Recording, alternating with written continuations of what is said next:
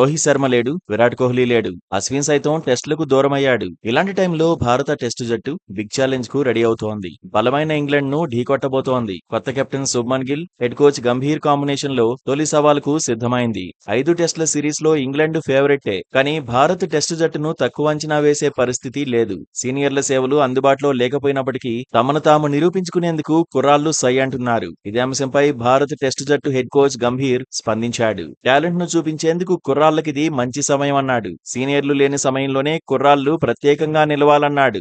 దేశం కోసం ప్రత్యేకంగా చేయడానికి ఇప్పుడు యంగ్స్టర్స్ కు అవకాశం దొరికినట్టేనన్నాడు. ఏదైనా సాధించాలనే ఆకాంక్ష ప్రస్తుత జట్టులో ఉందని భావిస్తున్నానన్నాడు. కంఫర్ట్ జోన్ల నుంచి బయటకొచ్చి త్యాగాలు చేసి పోరాటం ప్రారంభిస్తే ఆటలోని ప్రతి మూమెంట్ ప్రత్యేకం అవుతుందన్నాడు. దేశం కోసం ఆడడం కంటే గౌరవం మరొకటి ఉండదన్నాడు. కోహ్లీ, రోహిత్ లేని లోటును భర్తీ చేయడం కష్టమని గతంలోనే గంభీర్ చెప్పాడు. కెప్టెన్ శుభ్మన్ గిల్ కూడా ఇదే మాటను సందర్భం దొరికినప్పుడల్లా చెబుతూనే ఉన్నాడు.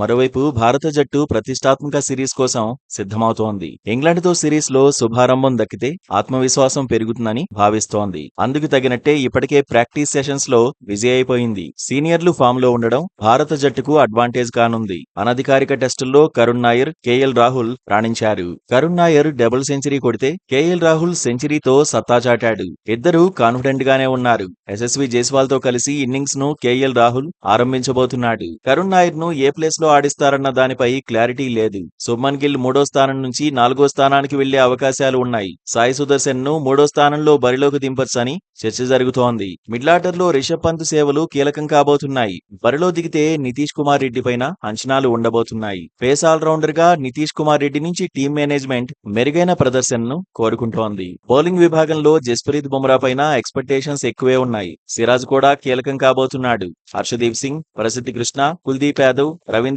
జడేజా ఇలా బౌలింగ్ విభాగం బలంగానే ఉంది. అయితే తుది జట్టులో ఎవరికి చోటు దొరుకుతుందనేది ఆసక్తికరంగా మారింది. ఇక ఇంగ్లాండ్ తో 5 టెస్టుల సిరీస్ తోనే వరల్డ్ ఛాంపియన్షిప్ కొత్త సైకిల్ ను భారత్ ఆరంభిస్తుంది. ఇంగ్లాండ్ తో తొలి టెస్ట్ ఈ నెల 20న మొదలవుతుంది.